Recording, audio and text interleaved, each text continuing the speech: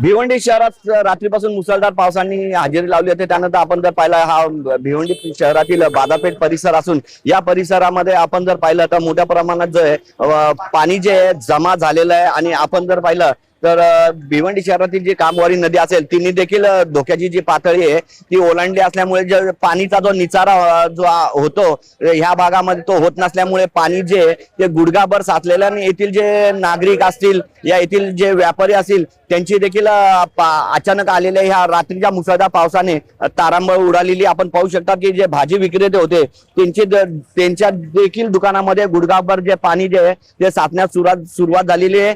अगर जर पाहिलं तर शहरातील छत्रपती शिवाजी महाराज चौक असेल, अजयनगर परिसर असेल, या परिसरामध्ये देखील अनेक जे छोटे मोठे दुकान आहेत त्या दुकानांमध्ये देखील गुडघ्याभर पाणी भरलेलं आहे। त्यामुळे प्रशासनाने देखील सतर्कतेचा इशारा जरी दिला असला तर राहण्याचं प्रशासनाकडून देखील आवाहन करण्यात आलं आहे। अभिजित हिरे, लोकशाही न्यूज, भिवंडी।